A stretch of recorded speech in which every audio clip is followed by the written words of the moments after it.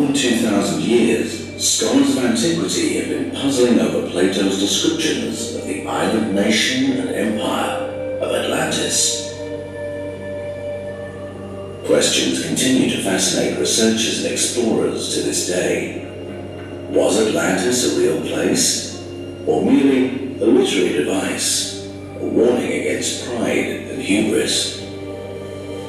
How could a civilization with the strength to maintain a maritime empire and have simply disappeared? Why is there no mention of Atlantis in any ancient text other than Plato's? Where was this island capital located? And what could possibly obliterate this famed nation, as Plato asserted, within a night and a day? These questions have taken geological researchers all around the world, from Morocco to Indonesia, from Bolivia to the North Sea, from the Mediterranean to the Sahara, all in search of Atlantis.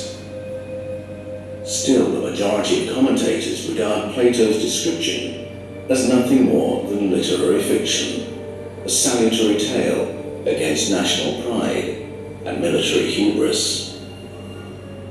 Plato certainly uses fiction in his writings. Nobody takes his dialogues as a verbatim recollection of an actual conversation.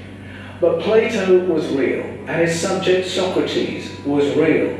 Plato's skill and passion in getting across Socrates' teaching is real. And in his dialogues, Plato certainly appeals to events in real-world history. Now, when we come to his long description of Atlantis in Timaeus and Critias, to me, it just doesn't bear the marks of pure fiction. Plato's references to higher beings, or gods, and to beings who are hybrids of gods and humans, are taken by some to be evidence that his Atlantean narratives are pure fiction. Yet we find similar references in the texts of other ancient cultures who pepper their ancient histories with mention of similar entities. Many people think of Plato's description of Atlantis as if he's describing some kind of a utopia, but that's really not the case. Atlantis has an army. It goes to war.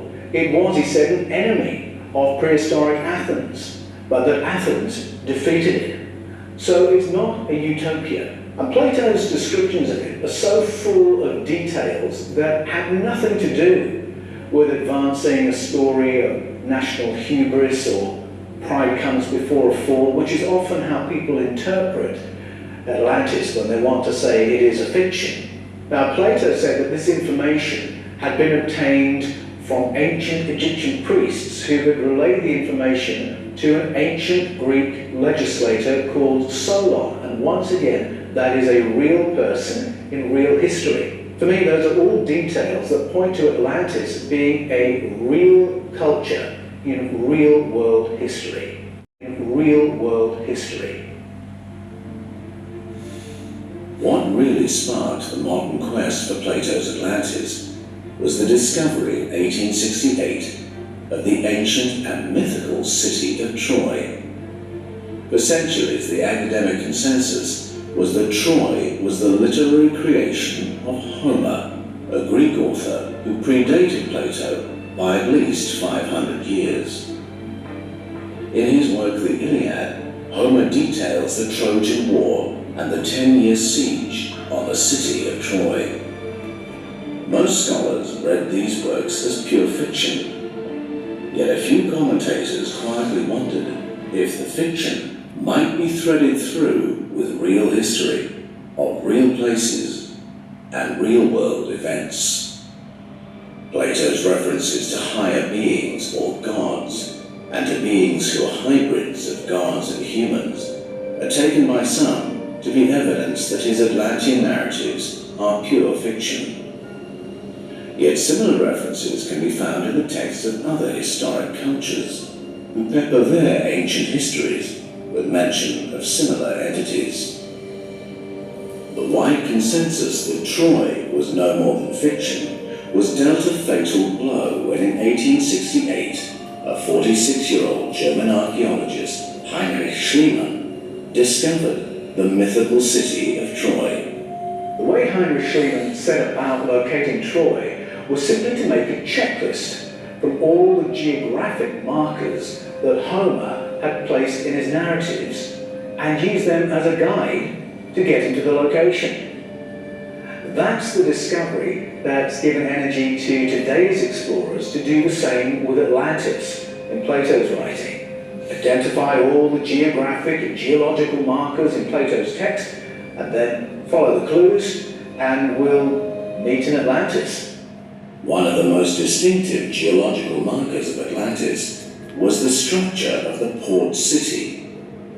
Looking across Atlantis from a height, one would see a central island surrounded by concentric circles of land, separated by seawater.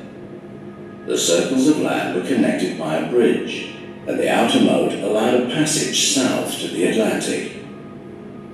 Geologists have identified this as the natural shape of an island formed by an undersea volcanic eruption, solidified and then modified by erosion.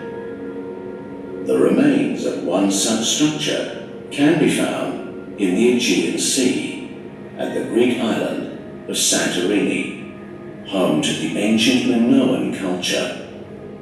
In 1913 and 1917, K.T. Frost and E.S. Balch proposed that the story of Atlantis and its catastrophic demise might relate to the ancient history of the Minoan civilization on Santorini.